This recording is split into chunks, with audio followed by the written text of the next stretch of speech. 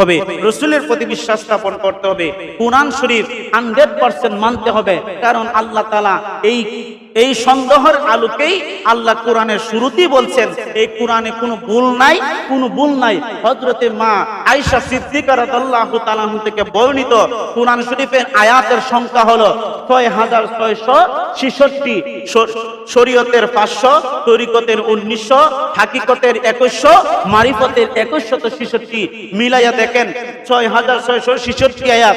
কিন্তু আপনি আমার ছেলেদেরকে বর্তমানে আমরা প্রতিষ্ঠানে পড়াচ্ছি, আলিয়া বলেন, কওমি বলেন, প্রত্যেকটা প্রতিষ্ঠানে দেখলাম ইসলামিক যে বই রয়েছে এই বইয়ের মধ্যে আয়াতের সংখ্যা কমায়া দিছে, আয়াতের সংখ্যা কাইটা দিছে, যে কোরআন শরীফে এত আয়াত ভুল আছে, এই সন্দেহ আছে। আরে বাবা, আল্লাহ তো কোরআন শরীফে বলেই দিছেন, এটার মধ্যে কোনো সন্দেহই করা যাবে না। ভুল তো দূরের কথা, তো যারা সন্দেহ করবে, ভুল বুঝবে, 100% তাদের নামাজ, রোজা, ইবাদত, বন্দেগী, তাদের সমস্ত কিছু বাতিল হয়ে যাবে, তারা কাফের হইয়া, বেঈমান হইয়া মারা যাবে। এজন্য আপনারা বলুন, কোরআন শরীফে কোনো ভুল আছে?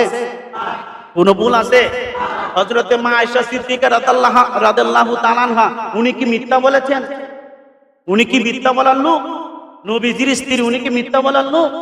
উনি উনার থেকে বর্ণিত যে 6666 আয়াত এবং বাদ করা, শরীয়তের 500, তরিকতের 1900, হাকিকতের 2100, মারিফতের 2166। এটা বাঁক করা। আমরা তো শুধু শরীয়তের 500 আয়াত নিয়ে দৌড়াদৌড়ি করি, বাকি আয়াতের কোনো খবরে রাখি না। এজন্যে আপনাকে আমাকে মুত্তাকি হতে হবে, আর মুত্তাকি না হলে, ঈমানদার না হলে কোরআনের মজা পাওয়া যাবে না। যে যাই বলুক, আমাদেরকে মনে রাখতে হবে, আমরা কোন হুজুরের কথা কান দেব না। আমরা দেখবো আমার রসুলের সুন্নাহ, রসুলের হাদিস কোন দিকে। আমার জবান দিয়া মিথ্যাও বের হতে পারে, সত্যও বের হতে পারে, কারণ আমরা মানুষ, ঠিক না বেঠিক? কিন্তু আমরা যদি লক্ষ্য করি কুরআন হাদিসের সঠিক জ্ঞান কোনটি, সঠিক কথা কারা বলে, ওই সঠিক কথা যারা বলে তাদের কথাটা আমাদেরকে গ্রহণ করতে হবে। কুরআন শরীফের ব্যাপারে যারা সন্দেহ করবে, নিশ্চিত থাকবেন এরা ইহুদি খ্রিস্টানদের এজেন্ট বাস্তবায়ন করার জন্য বাংলাদেশে বিভিন্ন আনাচে কানাচে তারা ভরপুর হয়ে গেছে। আপনারা